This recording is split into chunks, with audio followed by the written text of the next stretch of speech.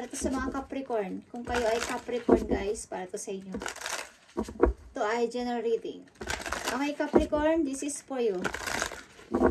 Ang kalahati nito ay naka-reverse, ang kalahati nito ay naka-upgrade guys. Yes or no? Message ito. Unahin natin ang inyong pag-ibig. Okay. Capricorn, silipin natin ang inyong pag-ibig guys. I need to message dito sa inyong pag-ibig. Kung kayo ay umiibig at papag-ibig. Yeah. Mag-trust ka sa iyong feelings.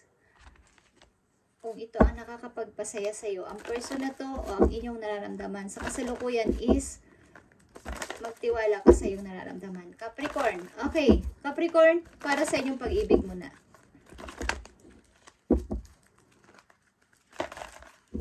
I need 2 message sa pag-ibig ng mga Capricorn. Tingnan natin, guys. Maaaring kung kayo ay nasa pag-ibig o wala na sa pag-ibig, nakaranas kayo ng pagtaksilan ng inyong minamahal o ng isang kaibigan na inyong pinagkakatiwalaan is kinuha ang atensyon ng inyong minamahal. So, mag-ingat kayo. Okay, Capricorn, ang sagot sa inyo ay yes. Golden opportunity, clouds lifting, clear sky. Sabihin, sa pag-ibig na ito maaaring nakikita mo ang pag-asa. Okay? Maaaring ito ay nagkakaroon ka ng pag-asa na something na ang tao na to is bakasya na. Yeah. Sapagkat, maybe, ikaw man o ang yung person is nagkaroon talaga ng kumbaga involved o na-involve kayo o ang inyong kapartner sa love triangle or third party. So, this time, maaaring na-clear na yung mind mo. Tama na to. Tama na tong kinasasangkutan ko na to. Kung kayo man ay involved sa third party o ang inyong karelasyon. Is nagkaroon na ng kaliwanagan ng inyong isip. Kumbaga nawala na yung kumbaga sa maulap. Okay? Na-clear na yung sky. Ayos na. Okay na. Ngayon 2025, okay na. Okay na yung feelings ko about dito. Okay? Second message sa mga Capricorn is no. Ang message sa inyo dito, last minute changes, too late, behind schedule. Something late. Something meron ditong natapos. Your love life is being affected by children. Maaaring, kung kayo ay papag-ibig o pumapag-ibig guys, is maaaring apektado ang damdamin ng inyong mga anak o something na hindi nyo muna binibigyan ng oras ang inyong pag-ibig sapagkat kinukonsider niyo ang damdamin ng inyong mga anak. Kung kayo ay may anak. Capricorn, maaaring kayo single mom o single dad is this time o sa inyong kasalukuyan. Maaaring saka na lang. Baka, kumbaga sa schedule sa trabaho is, sa schedule sa araw-araw is, merong hindi kayo, kumbaga, hindi ito yung mahalaga. Hindi ito yung mahalagang oras para sa akin. Something na, mas pinapaboran nyo ang damdamin ng inyong anak kung kayo iibig pamuli. Okay, Capricorn? Last minute na lang. Last option ko na lang ang pag-ibig. Okay. So, yan ang inyong pag-ibig, guys. About sa inyong nararamdaman is nakaranas kayo maybe na pagtaksilan or na-involve sa third party ang inyong minamahal or kayo mismo. Okay? Vice versa. Okay, Capricorn, tingnan natin ang inyong message o maaaring kasalukuyang sitwasyon. At hihingi tayo ng payo sa inyong mga guides, guys. Ngayong December 8, 2025. Para to sa Capricorn. At nasa sa inyo yung kung susundin nyo ang advice, guys. Okay? Tingnan natin ang 3 message para sa inyo. Capricorn, maaaring yung situation o paparating na situation. Okay, nandito pa ako sa stock. Ba't kailangan ko na ditong lumabas hanggat maaari? Kailangan ko na ditong umalis sa pagkaka-stuck ko dito sa sitwasyon ko na to. Kailangan ko ng patunayan na kaya ko na magdesisyon. This time, ngayon 2025, kailangan ko ng patunayan sa lahat o sa sarili ko na kaya ko din na magdesisyon sa sarili kong buhay. Hindi yung puro dikta ng ibang tao o dikta ng taong nasa tabi ko. Okay? Kaya natin ang message para sa inyo, guys. I need 3 messages dito.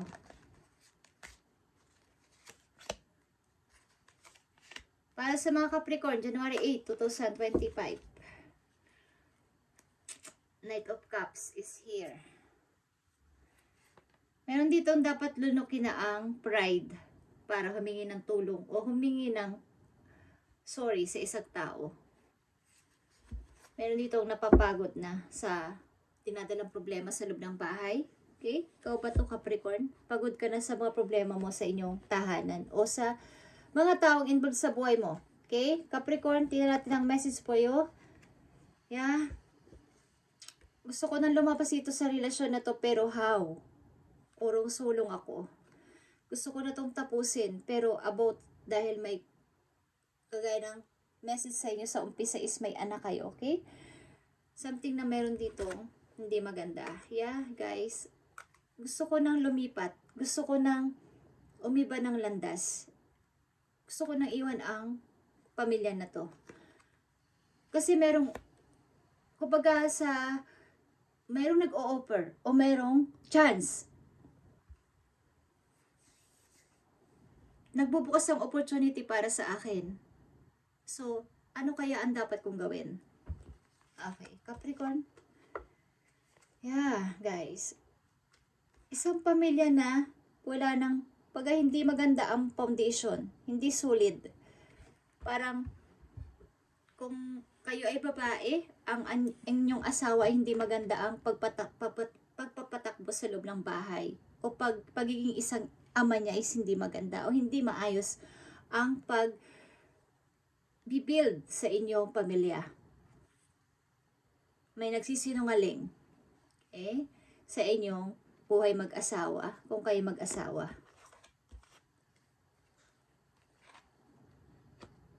May dumarating na chance, will opportunity is here. Ano ba ang dapat kong gawin? Okay, kayo ay nahihirapang pumili.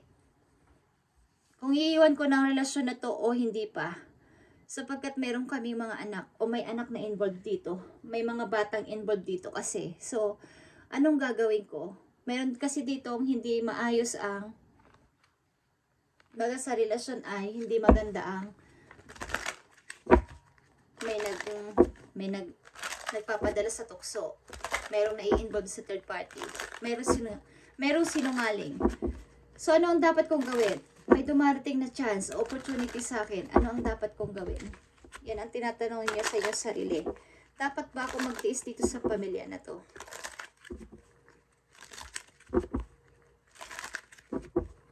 So, maaaring last minute, may nasasabi sa inyo na last minute ko na tong option na to. Kasi meron akong kinukonsider ko ang damdamin ng mga anak ko. Okay, Capricorn? Meron sa inyong martyr dito na Capricorn. Pagamat may chance na dumarating sa inyong harapan, opportunity o mga dapat pang gawin o planuhin sa buhay is stuck sa sitwasyon na to sa buhay mag-asawa. Okay? Sapagkat may mga anak kayong inaalala o concern kayo sa kanilang mararamdaman. Advice mo sa mga Capricorn nandito sa reading, ayon sa kanilang sitwasyon, bigay mo ang tamang advice sa mga Capricorn ngayong January 8, 2025 sa kanilang sitwasyon. Thank you, Spirit. Okay, Capricorn. Your message. When a door doesn't open, don't waste your energy trying to make it open. It's closed for a reason. Capricorn, you are being redirected to your something far bigger and better. Endings are part of the cycle of life. They make way for wonderful new beginning and opportunities. Okay. Something na ang payo sa inyo ng inyong mga guides ay huwag nyo na ipagpilitan ng inyong, kumbaga kahit na sabihin niyo na kinoconsider nyo ang damdamin ng inyong mga anak is, kung hindi na maganda ang pagsasama ninyo is, huwag nyo nang ipilit ang hindi na pwedeng ipilit. Nangyayari ang mga bagay nito sapagkat may rason ang kapalaran, may reason si God, sapagkat meron ka pang dapat na marating. Meron ka pang dapat na gawin sa buhay. Bukod dito sa pagtitiis mo na to na wala nang pag-grow sa buhay. At maaari ring maapektuhan ng mga anak mo dahil nakikita nila ang kasinungalingan sa paligid. Kung kayo ay namumuhay sa kasinungalingan, sa pagtitiis ng bababaeng asawa o ng lalaking asawa, okay, is nakikita at makikita at malalaman niya ng mga bata dahil sila ay lumalaki na. Mas magandang putulin na yon hanggat maaga pa at alam nila yon. Maiintindihan nila yung pagdating ng panahon. Kesa nandun kayo at ma-stuck sa isang sitwasyon na namumuhay sa kasinungalingan. Pati sila ay tinuturuan yung maging sinungaling sa buhay at realidad ng buhay. Okay, Capricorn, kung kayo ay nandito sa situation na to. Sapagkat nandito ang The Chariot, may maganda naghihintay sa inyo sa inyong patutunguhan o sa pagbabagong buhay. Ang endings ng relation o endings ng isang sitwasyon ay part ng ating buhay. Dapat na itong i-close at they make way for wonderful new beginnings and opportunity na naghihintay sa'yo. Nandito ang Wheel of Fortune para sa'yo. Okay, ito ay Major Arcana. Meron ka ditong 4 na Major Arcana at nagsasabi na ito ay pagtatapos at pagpili sa bagong path ng yung buhay, Capricorn, sapagkat meron ditong tao na nakasuot ng maskara sa inyong relasyon. Hindi tapat sa inyong relasyon. Kailangan na itong tapusin. Okay? Kung hindi pa ito nangyari sa inyo is maging aware kayo sa inyong sitwasyon. Okay. So, huwag mo nang itry ang isang bagay at ubusin ang iyong energy dito para maging okay ang lahat. Sapagkat ito ay nangyayari because may reason si God para sa iyo dahil sa maganda mong may maganda pang naghihintay sa iyo doon sa future. Okay? Maring ikaw ay silent na tao, hindi mapagsalitang tao, hindi nagsasalita, hindi nagagalit, hindi mo kino-confront ang inyong partner, ang inyong sitwasyon.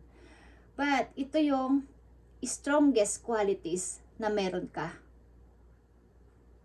Kaya yung mga problema mo ay iyong nasusolusyonan sapagkat nakakapag-isip ka ng maayos kesa magdadaldal ka.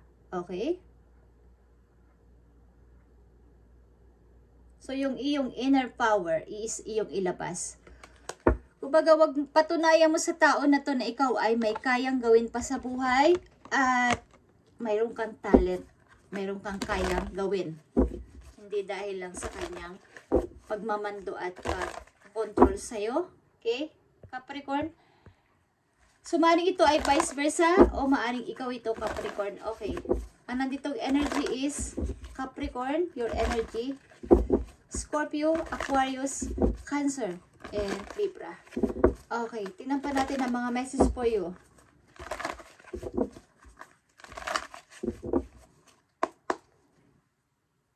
Message mo pa sa mga Capricorn ayon sa kailang sitwasyon. Okay. Capricorn, huwag ka mag-alala sapagkat ikaw ay chinicheer ng iyong mga angels doon sa langit. Protektado ka ng iyong mga angels. So, huwag kang mag-alala sa iyong gustong gawin pa sa buhay. Okay?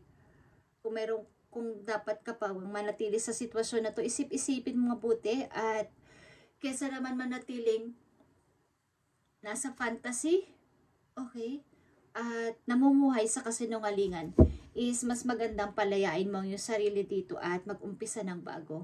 Okay, Capricorn? Tingnan pa natin ang message for you.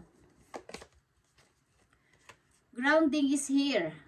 Go deep, explore your roots. Ibig sabihin nito is, katulad sinabi ko is, meron ka pang mga talent. Meron ka pang mga talent at skills sa buhay, sa sarili mo na kaya mong gawin at patunayan mo. Mag-isip-isip ka. Okay? At kumbaga sa katulad ng ugat ng puno is habang sila ay lumalaki is kumakalat sila sa ilalim ng lupa. Yung roots ng puno para tumibay. Tinampan natin ang mga message for you. Maaaring ito ay paparating na message for you. Maaaring ito ay babala o paalala para sa inyo, Capricorn. Message mo pa sa mga Capricorn na nandito sa reading na bibigyan mo o bibigyan ng message today, January 8, 2025. Paparating na message maaaring bukas sa isang linggo, sa isang buwan o sa susunod na mga buwan is ipakita mo sa mga Capricorn na nandito sa reading. Today, January 8, 2025. Ibigay mo ang tamang message. Spirit Angels from Heaven.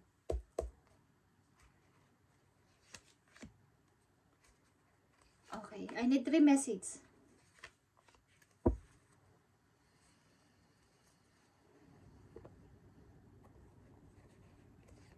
Okay, maaaring pagdating ng panahon is makikita kayo ng person na to, o kung kayo hiwalay na is makikita kayo someday. To reunion at magkita bilang isang magkaibigan na lang, kahit isang magkaibigan na lang para sa mga bata. Okay. Mga paparating na message po you is 7 of Pentacles is here. About ito sa yung tanda. Okay? Kailangan mo makaipon ng money para sa iyong mga inaalagang anak, or kung may anak ka, or sa iyong future mismo. Kailangan mo mag-ipon ng pera. Okay? Capricorn. At katulad na sinabi ko, Knight of Wands, ipakita mo ang iyong skills, ang iyong kagalingan, lahat ng iyong mga, kumbaga, may tinatago ka ganitong talent or something na hindi alam ng iba is, i-train mo ang iyong sarili at ipakita sa kanila na mayroon kang kakayanan. Okay? Yung dinidesire ng puso mo is, gawin mo.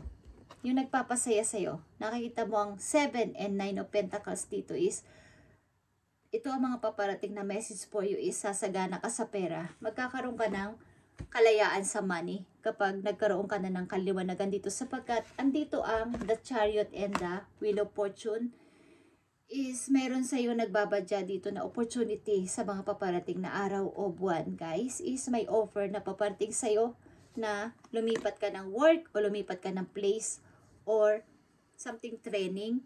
May mga gagawin ka sa buhay na dapat ikakagrow mo pa bukod sa iyong nalalaman sa ngayon, sa iyong kasalukuyan. Okay? Na hindi nila alam. Sapagkat nawalan ka ng confidence sa sarili. Okay? Thank you, Capricorn, and this is for you. Reading mo ngayon January 8, 2025. At i-update natin ito sa mga susunod pang araw. Okay? Ang ilan sa inyo is dapat lumabas-labas with friends. Kahit isa o dalawa lang inyong friends. Ipakita ninyo na kayo ay bata pa, maganda pa, pogi pa. Something na mag-enjoy kayo pamisa-misa sa sarili. Date yourself. Okay, Capricorn, just saying. Thank you and God bless.